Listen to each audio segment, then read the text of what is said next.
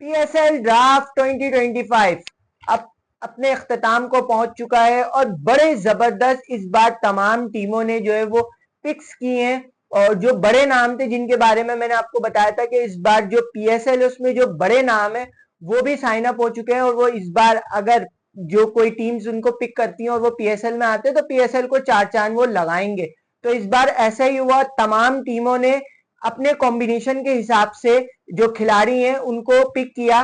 सबसे पहले सबसे बड़ा नाम था डेविड वार्नर का कि भाई यही चल रहा था कि डेविड वार्नर को कौन पिक करेगा, तो भाई यहाँ पर कराची किंग बाजी ले गया और डेविड वार्नर को कराची किंग ने अपनी प्लेटिनियम की पहली ही पिक में डेविड वार्नर को उन्होंने पिक किया।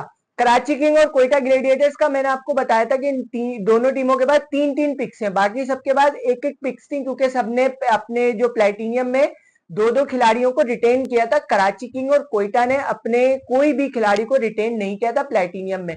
तो मेरे हिसाब से सबसे अच्छा जो फैसला था कराची किंग और कोयटा का, क्योंकि ये दोनों टीमें पिछले दो तीन सीजन से बहुत बुरा खेल रही थी, तो इन्होंने जो फैसला किया और फिर उसके बाद जो आज ड्राफ्ट हुआ तो इनका ये फैसला दुरुस्त साबित हुआ। इन दोनों ने बड़ी अच्छी अच्छी पिक्स की हैं। कराची की अगर मैं बात करूं तो कराची ने डेविड वार्नर, अब्बास आफरीदी और जो उनकी जो तीसरी पिक थी एडम मिल जो कि न्यूजीलैंड के फास्ट बॉलर थे, इन तीन जो है वो प्लेटिनियम में पिक किए। जबकि कोयटा ग्लेडिएटर्स की अगर मैं बात करूं तो उन्होंने फहीम अशरफ और इसके अलावा फिन एलन और जो उनकी तीसरी पिक थी वो थी मार्क चैपमैन जो न्यूजीलैंड के मिडिल ऑर्डर के बैट्समैन है। तो दोनों टीमों ने बड़ी अच्छी अच्छी पिक्स की।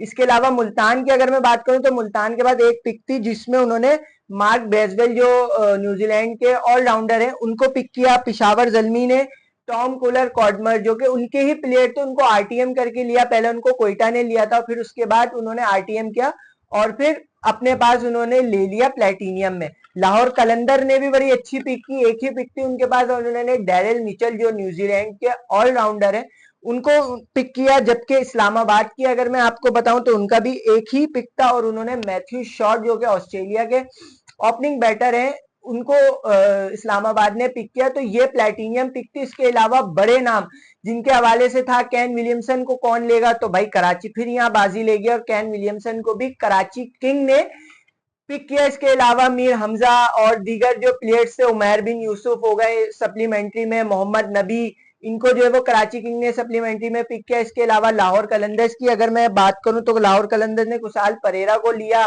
कुशाल मेंडिस को कोयटा ग्लेडिएटर्स ने लिया। तो ओवरऑल जो ड्राफ्टिंग थी वो बड़ी अच्छी हुई और जो बड़े नाम थे और जो हम ये बात कह रहे थे कि भाई ड्राफ्टिंग में बड़े नाम अगर साइन अप हुए हैं तो फिर इनकी वजह से जो पीएसएल है उसमें बड़ी चार चांद लगेगा, तो ये हुआ। और शाय होप को मुल्तान सुल्तान ने लिया जो कि वेस्ट इंडीज के विकेट कीपर बैटर हैं। इसके अलावा कई बड़े बड़े नाम है जो इस बार पीएसएल का हिस्सा बनने जा रहे हैं पहली मर्तबा भी।